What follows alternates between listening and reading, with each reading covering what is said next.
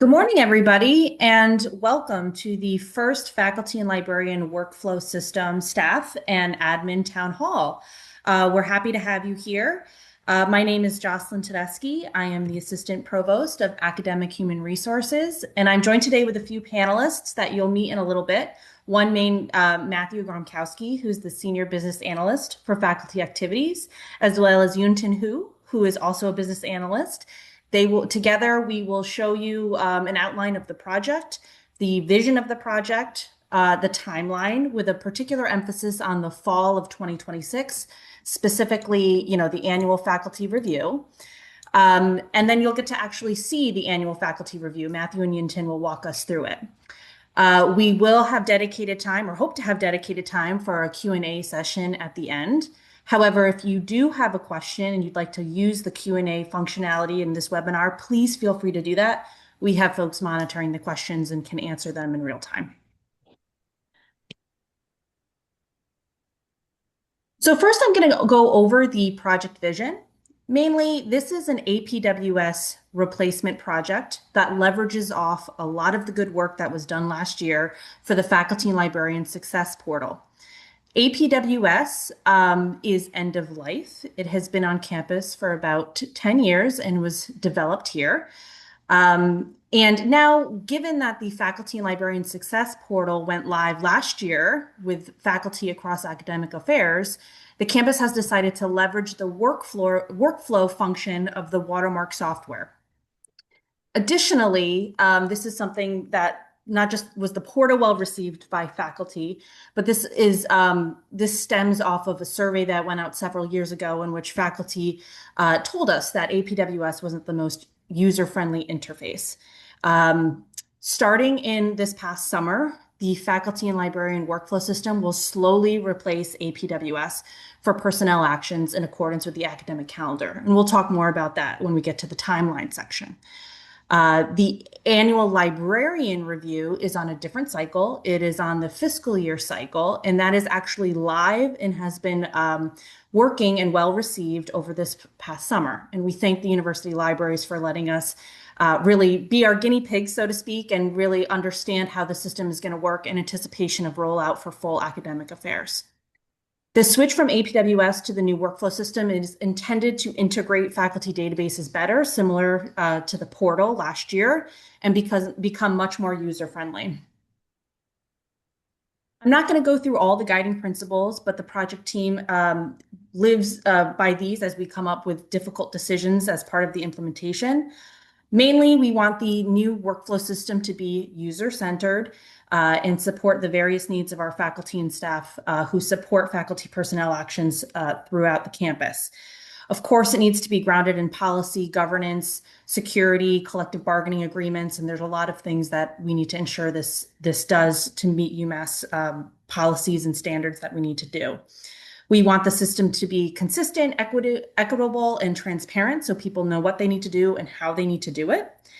And obviously, we want it to be efficient as much as possible. One of the big things that came up in that survey for APWS is that it was a lot of data entry. It was a lot of duplicate data entry. And the question was, why doesn't this sync with multiple systems? Well, the good work that was done on the Faculty and Librarian Success Portal solved a lot of those questions as far as faculty curating their data. But now what? How do we get it into workflow, and how can we do that in an efficient way that doesn't require duplicative work? And of course, we want this process to be collaborative and inclusive, which is why we're here today. And we hope that you engage with us so we can make sure that this system meets your needs as much as possible, and that you, particularly the staff and academic administrators who support these actions and review these actions, know what's happening and can help us inform faculty when the academic year starts. The project is organized as you see here. There's executive sponsors, Michael Egan, the Vice Provost for Academic HR, and Michelle Budig, the Executive Deputy Provost. I'm Jocelyn Tedeschi. I'm one of the project leads along with Terry Carroll. And we have a multitude of IT professionals here on campus that know a lot of the IT systems helping us implement this. You're going to meet Matt and Yuntin, the business analysts, very soon. And we also have a dedicated communication team that helped set up this webinar. So thank you to them.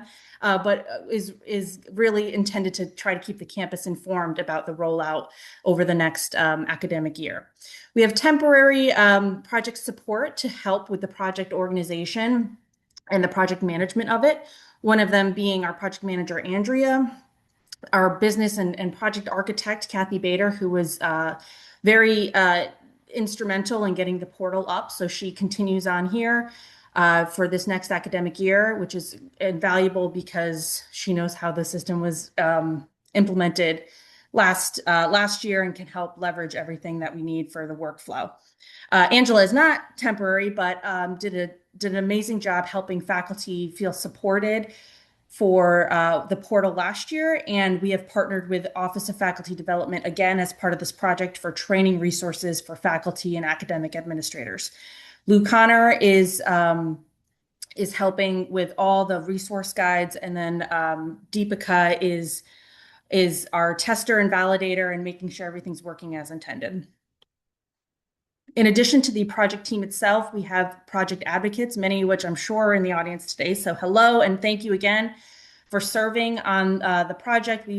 We have met briefly to talk about the annual librarian review, but we'll ramp up more conversations and testing as part of the rollout. So the goal here is that you have somebody in each school and college who you can go to who is informed and knows what's going on with the project implementation, but also is in the system and understanding how it works.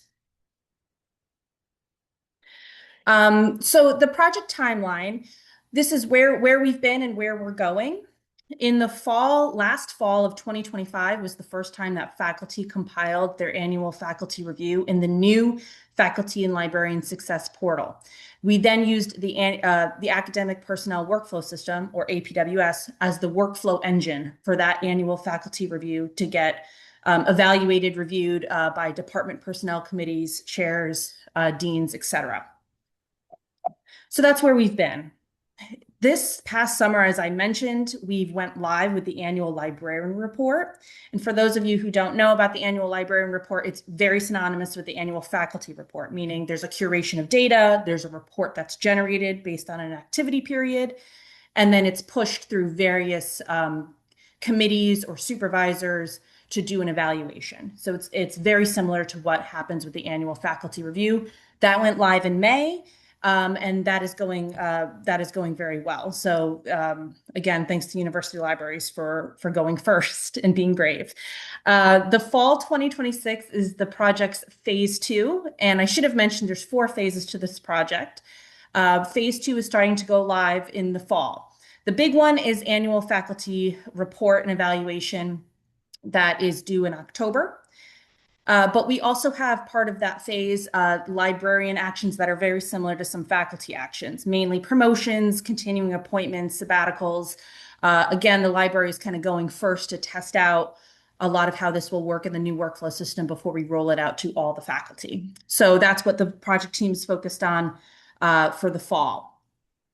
After that, spring 2027, we're rolling into our phase 3, and this is where all the faculty actions are planned to go live. And that includes non-tenure track promotions, continuing appointments, and then the big 3, of course, tenure with promotion to associate, reappointment through tenure decision year, and promotion for full. And again, these are for folks who have a tenure decision year or an action mandatory review date of 27-28. And we'll talk a little bit more about that in the FAQ section. The headline here is if a faculty member is going up for tenure, reappointment, or promotion this year, and they're getting evaluated this year, they're still using APWS.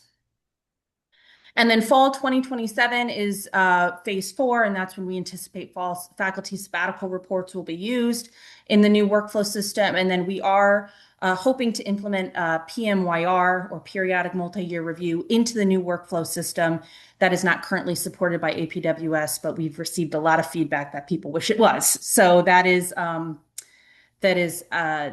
schedule to be part of the implementation. Just shows you a little bit, again, of where we've been as far as the phase 1 ALR workflow. I won't go through each one of these, but you can see, we've had a run up until the go live date of May 15th, which includes consultation, training, testing, etc. And similarly, that's what we're looking at for phase two. We've done a lot of testing thus far. We're developing training material over the summer, and we are gearing up for the testing, or I'm sorry, for the training for librarians for their actions in August. And then, of course, training in the fall for the annual faculty review with a go live date for all of these in September. So something I'll mention and I think the next slide here is one of the changes of the new workflow system is that it needs to be initiated centrally as opposed to self-initiated by the candidate. So I'll talk more about that in the next slide. But essentially, what you need to know as far as key implementation dates for the annual faculty review is mid-September is when it's going to kick off. Faculty will receive notifications that they must submit an annual faculty review. We are also hoping that as many committees and role groups can be identified by that date. And I'll talk a little bit more about that as well. And then the rest of these dates are pretty familiar. These are the annual faculty review, the traditional due dates that are associated with the annual faculty review. So the October 15th date is when it's due, when faculty need to submit their AFR. And then DPCs review it by December, chairs and heads review it by January 15th, and then May is when we anticipate or expect the deans to advance it. So I want to go over some of the key differences between last year and this year so you all are equipped, so you all understand and know what's happening, but also are equipped to answer questions that faculty might have or just might come up.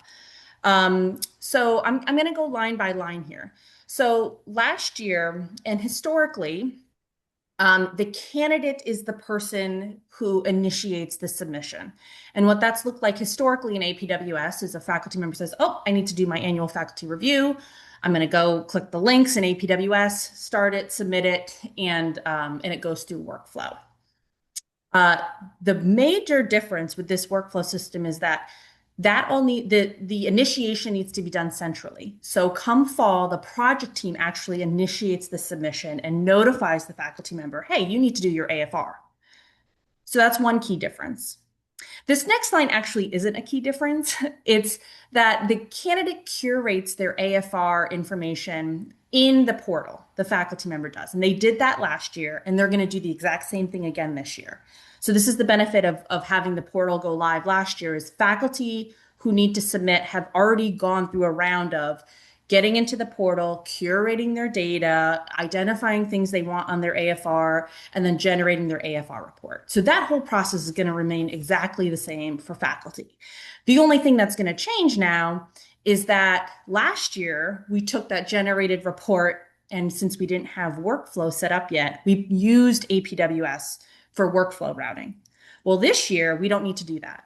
This year, the candidate will curate their data in the portal, generate their AFR report, and now it will be submitted directly into the new workflow process. So there's no changing of systems. There's no pulling out of one and pushing into another. That was sort of a hybrid approach we had to do as part of the implementation last year. But this, again, is intended to leverage the portal and have a seamless experience for faculty when they're submitting. Something that folks always wanted out of APWS, but APWS just couldn't do, was to send automatic reminders to remind faculty, to remind department chairs and heads or DPCs that, hey, you need to do, the due date's coming up for you to submit your evaluative comments for an AFR. Well, the new system does do that, and we can preset a schedule where there's automatic system-generated reminders. The goal being that these personnel actions continue to flow within the academic calendar in a timely manner. In APWS, the workflow for similarly grouped employment categories could have varied.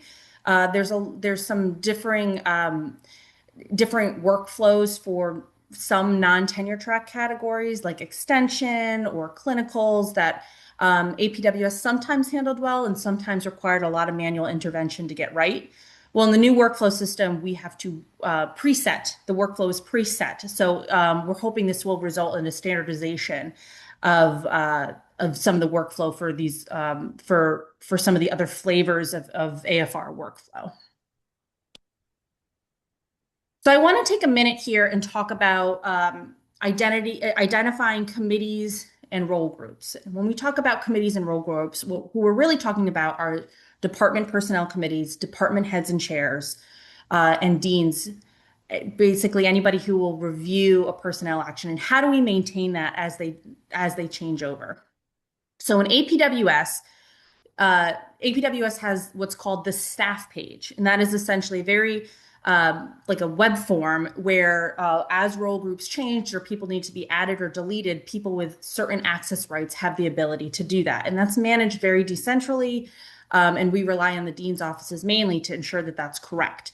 Once somebody's identified on the staff page, it grants them access in that role to access the files. So, for example, if you put a faculty member in the department personnel committee role, they then can serve on another person's, or they can then get access to a faculty member's AFR so that way they can evaluate it.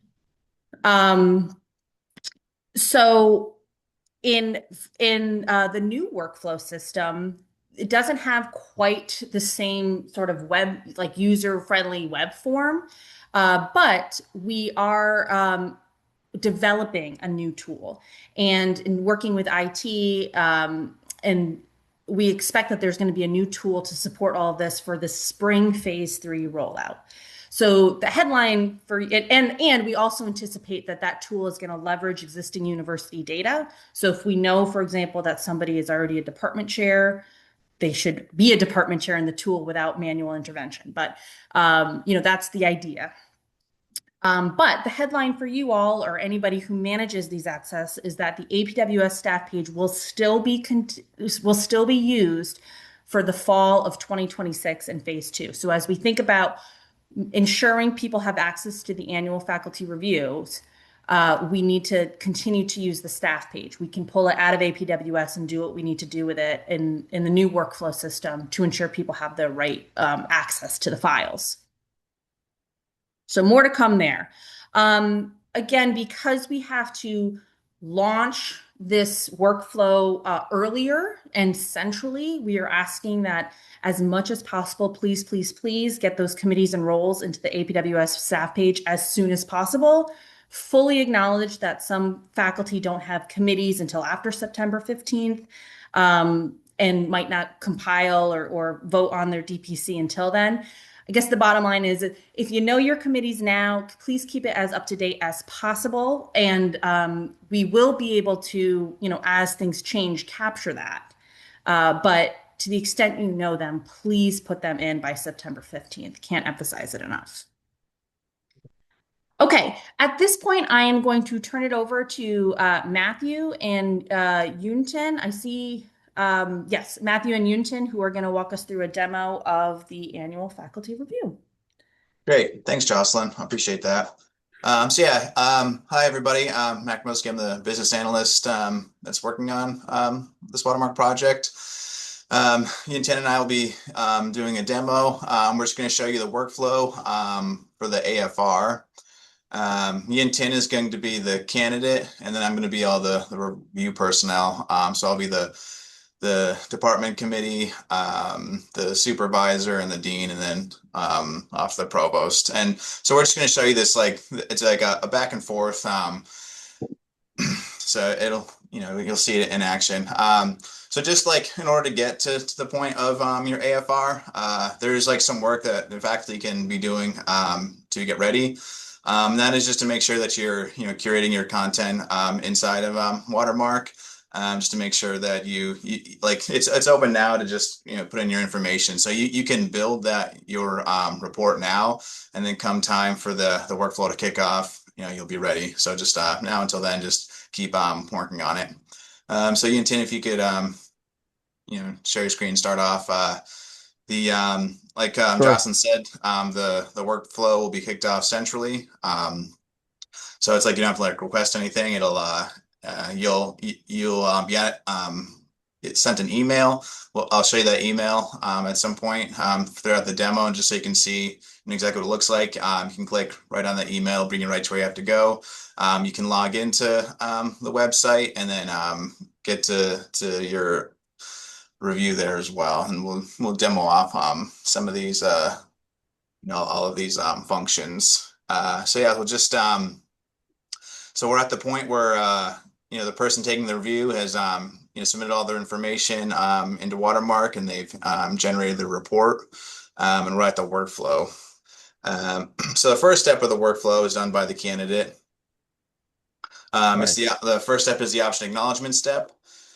The what this is, you have two different ways you can handle your review.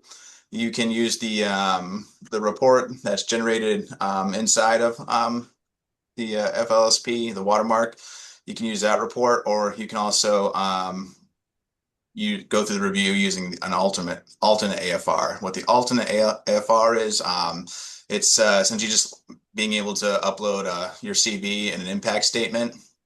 We won't show that screen because we're just going to show how the AFR workflow goes, but they're very similar.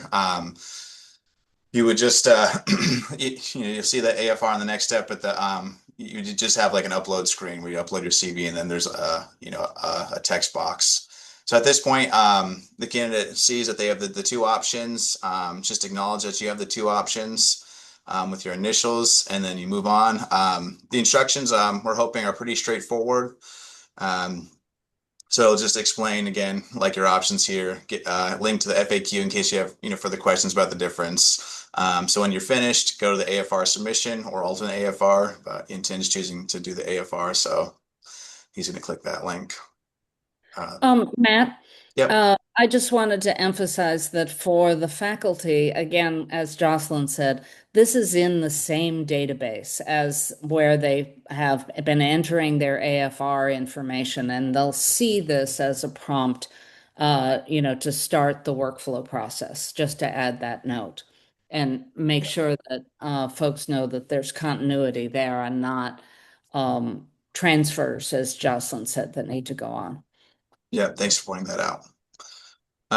So after the option acknowledgement step, the workflow still stays with the candidate. They've acknowledged what the review is going to look like, and now it's time to actually generate that report. So you can see we're on the second step of the workflow, and you see as it builds off itself, so you can always kind of see where you are in the workflow. You see the option acknowledgement step up top there. Now that we're going to generate the AFR, you see the instructions. You can click on the actual PDF just to review your report, just to make sure you're satisfied with it one last time. And then there's no need to like upload anything if you're using the report that's generated through Watermark. So you can check the PDF initial that the AFR is certified, and he's going to move on. So when you're finished, go to the actions pull down up in the upper right hand corner in Advanced Department Personnel Committee. Okay. And so yeah, so candidate's done for now. They've generated the report, the workflow's kicked off, and it goes to the first review group, which is the Personnel Committee. Okay, and then so now I'll be the acting as the Personnel Committee.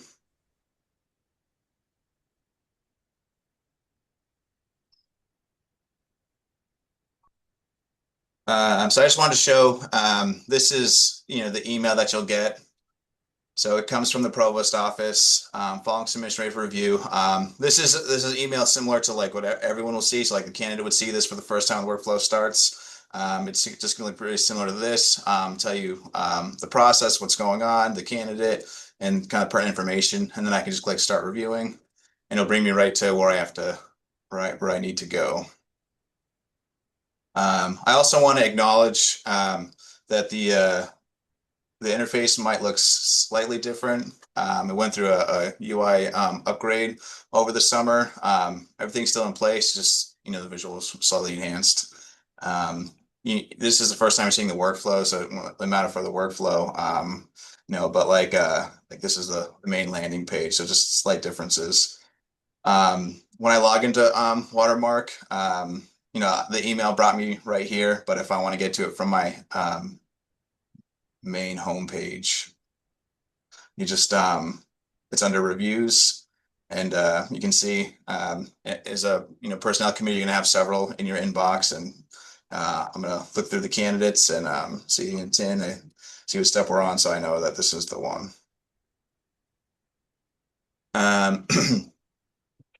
So now that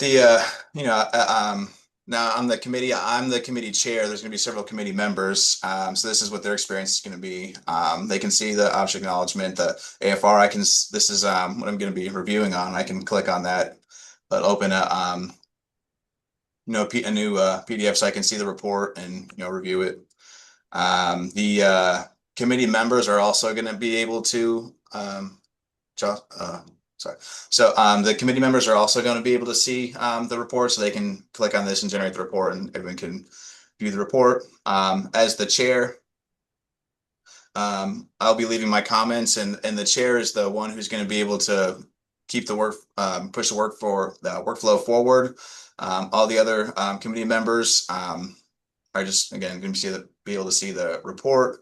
As the chair, I can see the responses. I'm not going to have any responses from any of the committee members, but this is like, you'll be able to see the responses like 0 to 2 reviewed. So I know that none of the other committee members have seen it yet.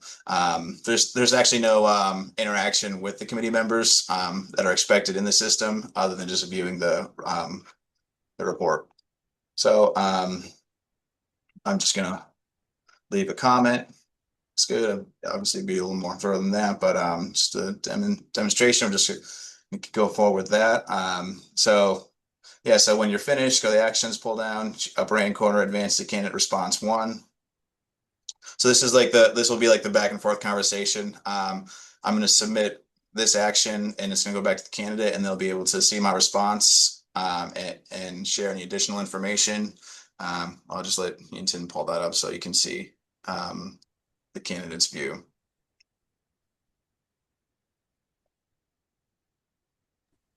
Yeah, so I can see like the response from Matthew and come back here. And I will click on this like the FR right here. So I can see like the Matthew's response looks good. And then I'll just go down and see the instruction here. Section 1, the response to TPC optional. And section 2, supplement materials. Here's the deadlines. The deadlines are 3 days, 3 calendar days to complete this step. And then I will write the response back to the Matthew and say thank you. Yep. And so like at every step, you have an option to either respond to the reviewer. If you need to supplement your report, you can add additional information. You can respond with an additional file. So like at every comment step, you have a option to supplement your review. And I also can upload my response by the file. We prefer the PDF and a 1 gigabyte maximum. I think that's that's a lot actually. And I can see my response by PDF. And then there's another one like there's my materials, also like PDF preferred, and also 1 gigabyte maximum. It's also like an optional tool. So I'll put it here.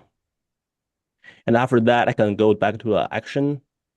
And either I can save as draft, or I can just advance to department head. And I'll click on yes. And then I'll give to Matthew for the next step. Yeah, the save a draft part is if you're sitting there and you're at a step and you don't have time to finish, you don't have to complete that step right away. You can step away and finish it another time.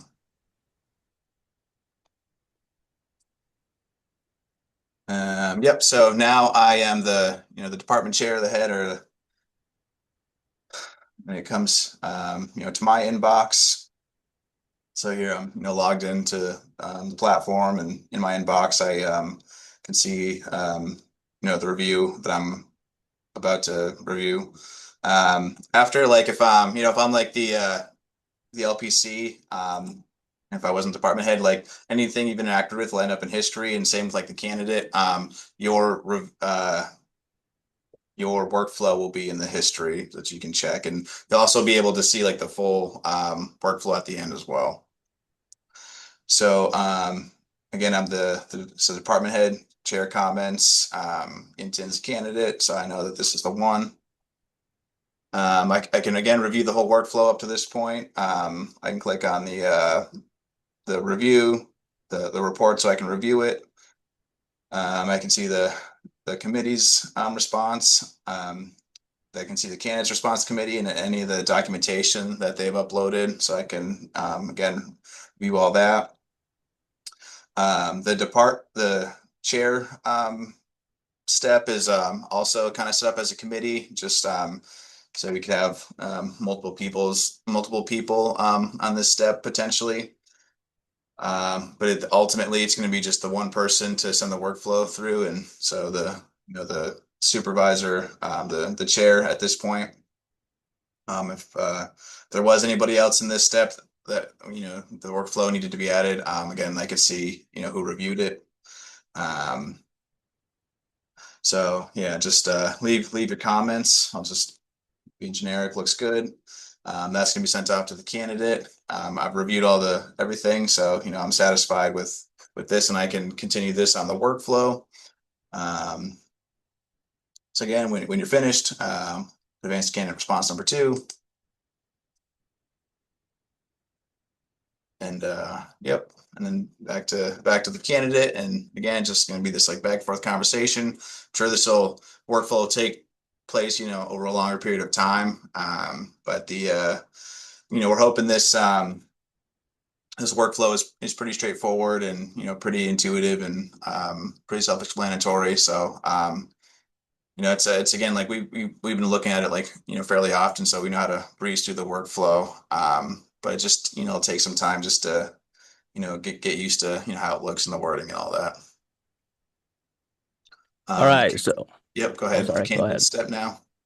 Yeah, so I got a response from Matthew, and I can go back to my FR again and just review the response from Matthew again. His looks good, and I will just go to the instructions. That's the same thing that I can respond to my supervisor optional, and basically I have like a deadline, the 3 calendars app to finish this step. So I have to submit my response and more materials if I want to.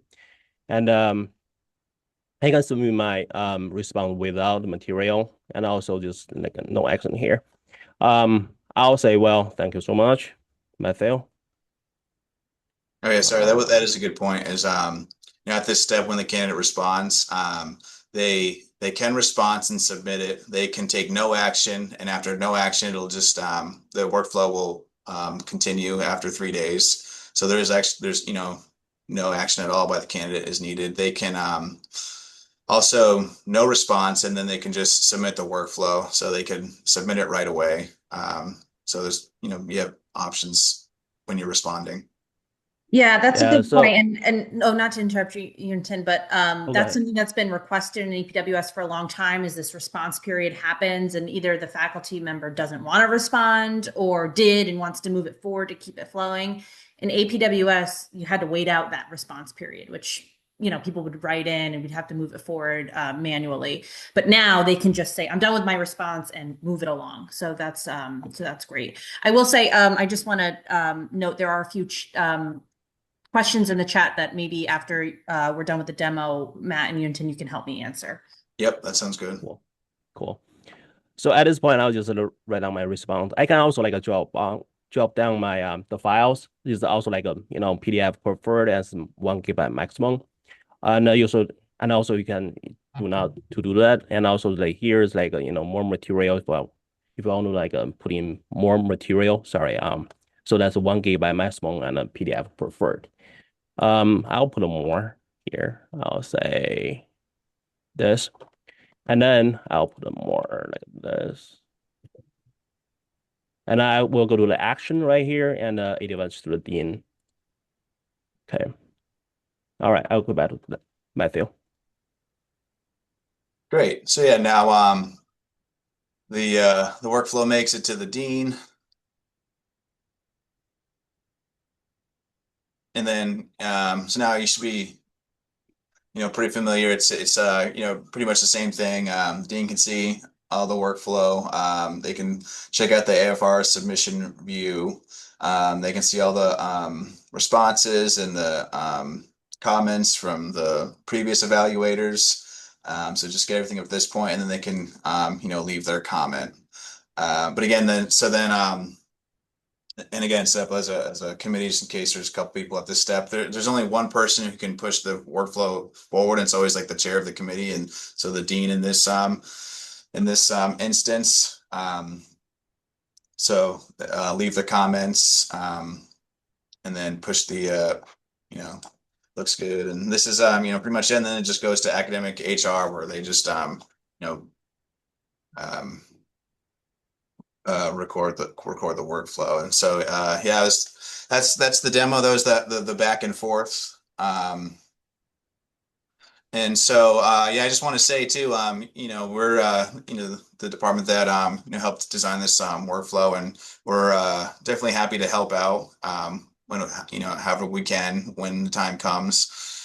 So if you wanted to buy a department or a group or even individual, just if you need help, reach out to us. The best thing that again people can do to prepare for this is to keep curating their content in the inside of the success portal, and you can again generate that report right up until I guess when the final report gets generated, which will be in September, or start in September. In October is the October 15th will be that first important date. Again, so yeah, just reach out to us if you need any support. If anything's just strange in your watermark, if you have any further questions, fax success email, and we'll make sure you have that email. But just reach out to us. If you again, like you want to get like a group together and you want to go over the workflow again, or just any part of it, we're happy to do that too. So you just you do have support on this transition. Matt and Jocelyn, I can take some of the questions if you would like. There have been questions here, and Matt and Yinton did a good job in showing the back and forth. Be aware that the faculty will only see, it's not as complicated as it looks, because they will see their stuff, their notification, and respond to it. And it really is fairly simple. A lot of questions, several questions are about who gets email, how do you get notified? Both the faculty member and the various committees, the DPC and the chairman, get an email when their turn is up. They can also check the portal, and they will see, what's in their to-do box, that they've got something and all of that. The question of whether all the DPC gets the email is yes, they all get the email. Go in and see what the faculty member has uploaded. There's also a question about when the faculty member sees their AFR and their report, can they download it? And the answer is yes, they can, either in the database or in the workflow, download their AFR. When they click on it, it pulls up, they can download. They can also download the entire report in a format that is accessible. Another question was about we used the text boxes and what kinds of documents you can upload into the system. We used PDFs as examples, but you can also upload, or the faculty can upload, PowerPoints, other kinds of documents for the committee to see if they feel that the AFR doesn't include, they realize that the AFR doesn't include everything they need. The AFR will pull in all of the documents that they've put into the annual faculty review. including PDFs and other things, and you and the committees will be able to access them. So Excel spreadsheets, yes. There are only certain kinds of files like executables, which we imagine, of course, you wouldn't upload, that can't be uploaded. But for the most part, and we've tested this out, all kinds of documents are available. Jocelyn, did you see any that you wanted to address further, or did I? Think I'm caught up. I'm not sure if we answered the question about if there's a mixture of PDF and text boxes, how that's going to look for the evaluators and for the faculty member. I think the answer is we put both in there so they can have the option of doing both. And in some circumstances, particularly, if they want to supplement their file because they got something new in and they really want that to be part of the annual faculty review, that could take multitude of forms. It could be a PDF, could be, they just want to type something in. So we were trying to be as inclusive as possible where faculty can do, upload however they want. I think what it's going to look like for the evaluator is, they will access that PDF right there where they've inserted it. And the follow-up question is, when you download it, will it flatten into one PDF? I think so, but we'll have to get back. That's something we'll have to take back and think about. I believe it does, Jocelyn. We'll test that out. That was actually the questions here were quite excellent. So thank you. It helps us, design our conversation in the future. But we'll test that and get back to everyone. Great. And then there's a question about proxies for the dean be notified when AFRs are ready for review. Yes, because the way proxies are going to work for deans is that they will actually be part of the committee. So similar to branching off of Kathy's answer that the full committee gets the AFR notifications, you'll be on the committee, therefore you will get them. Okay, I think we're caught up. Let me make sure I'm sharing correctly. Let's see. We're going to hop right back into this PowerPoint.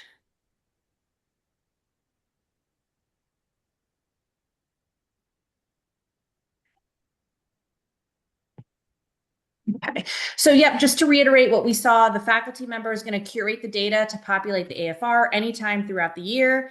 Then FLWS is going to initiate the workflow, notifies the faculty member that an AFR was required. Faculty member reviews their AFR, certifies the report, submit or selects an alternative AFR option, submits it. Then it goes just like it would in APWS, DPC evaluation, then a response period, department head and chair evaluation, dean, and then it goes to academic HR. And the faculty member has 3 calendar days to respond after each evaluation. So we will have more robust Q&A time, but what I think we wanted to go through some things we're anticipating you're already asking. So when can faculty start compiling their AFR? And the answer is anytime. This is the beauty of the portal. As things come through, they can continue to curate their data at any point, day or night, within the faculty and librarian success portal. When it comes time to generate the AFR report, they will do that, and the AFR report will snap anything that falls within the activity period for that particular AFR. How will faculty be notified that they need to complete an AFR in the fall? Workflow is centrally initiated, and they will be notified via email in mid-September. What about faculty who are undergoing a tenure review this year? What about them? APWS is going to continue to be used for all tenure, promotion to full, reappointment, and faculty sabbatical files for this upcoming academic year 26-27 as we do a phased approach for the rollout. Can we get reports out of the new system? Yes, we are working on operational reports to hopefully give everybody a robust understanding of where files are at certain times. What about all the historical files that are in APWS? What's going to happen with those? Most APWS files are part of the official personnel file and need to be appropriately retained for records purposes. So the project team is working with IT and HR to develop protocols to move things into the electronic personnel file. So the files in APWS go to their appropriate place. What about files that need to be accessed because they need to be part of a future file? So for example, tenure files must include old AFRs. What happens with those? So recently completed annual faculty reviews are going to be imported into the portal so that they can be included for future submissions. So this is really kind of a two-part problem we're solving. One is how do we retain the records for records retention purposes? And we've solved that by, planning to move them into the electronic personnel file.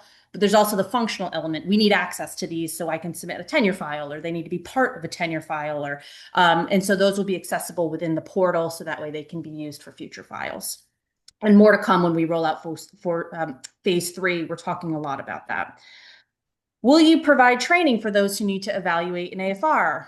Of course. As I mentioned at the top, we've partnered with the Office of Faculty Development. Today we wanted to give you an understanding of what's coming down the pike, what it looks like. But of course, we're going to have more robust training resources, videos, how-to guides, office hours, so you all feel supported as part of the rollout for the fall. So like I mentioned, the actual what faculty need to do, mainly go into the portal, curate their information, generate the report, a lot of that is going to remain the same. So our resources are mostly, not solely, but mostly focused on you all, the evaluators, and ensuring that you're supported from a workflow evaluation perspective. And then what about all the other stuff that's in APWS? So, the meat and potatoes, the nuts and bolts of APWS are the faculty personnel actions, but it hosts other types of actions. So faculty search is moving exclusively into the new page up system effective with this 26-27 search cycle. More will be coming out about that in training, including training over the next few weeks. Other business process types, CCRF, childcare, elder care, will eventually find new homes.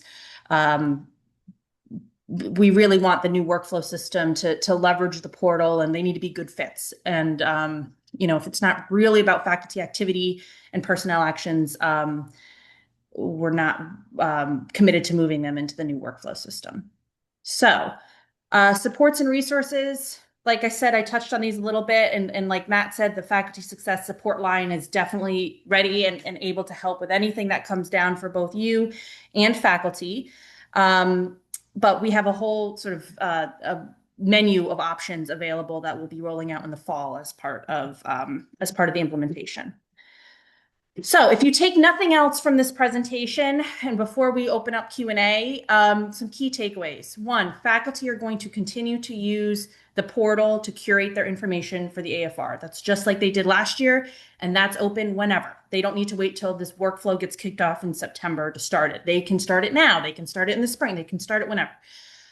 Faculty will be notified from the workflow system that they must complete an AFR, and that's going to kick off in mid-September. Faculty will submit their AFR in the new workflow system. DPCs, heads and chairs, and deans will submit their evaluative comments and work exclusively in the new workflow system instead of APWS for this AFR cycle. And then, of course, the APWS staff page will be used to identify all the role groups until the new tool is in place, and we anticipate that's going to happen in spring of 2027. So happy to move to questions and feedback. I'm going to stop sharing my screen so I can see what might be coming in. Okay. Can this portal be used for setting and evaluating goals so that we can sideline NeoEd? I'm not sure. That is right now we're focused on the annual faculty review, which is not supported by NeoEd. So that's something, Paul, that we would have to take back for further discussion. Job description. Yeah. So there's a question about what about non-tenure track faculty where there is a workflow step currently that the job description needs to be included as part of the workflow. We're anticipating that's going to work very similar to how it works now. Mainly, faculty member submits their AFR. The first step is for the department chair or proxy or committee person to to submit that job description before it moves to the department personnel committee. And yes, they would be notified similar to everything else. Just to be clear, the AFRs will be done. Yes, David R. So just to be clear with the timeline, AFRs will be done using new systems starting this fall. Absolutely. Yes. Course and curriculum management systems will be on the same. Are you aware of plans to replace that too? I know there's discussions about the course and curriculum management system. I know. That's all I know is that there's discussions about it, but I'm not sure anything else about that. So maybe a different forum would have better answers than I would on that. Oh wait, I'm not doing this correctly. How do we set up joint appointments? APWS doesn't allow extra departments. Yes. So workflows need to be preset. So the expectation is that if you have a joint appointment that requires something other than the standard academic home department flow, right? Like academic home DPC, chair, dean, et cetera, that we know about that ahead of time and account for that ahead of time. I think many joint appointments are handled where the DPC just externally invites comments from the jointing authority and incorporates them into their own DPC step. But you're right. That's on our radar, and I know APWS doesn't allow extra departments. Can I say something about how the system works with accessibility features? Matt and Yunton, not to put you on the spot at all, but are you aware of any accessibility features? What's being referenced here is inbuilt screen reader, or read documents within a screen reader. There's no like specific accessibility are built into the website. I haven't had a chance to test screen readers. Other external screen readers. So that'd be something we'll need to test with.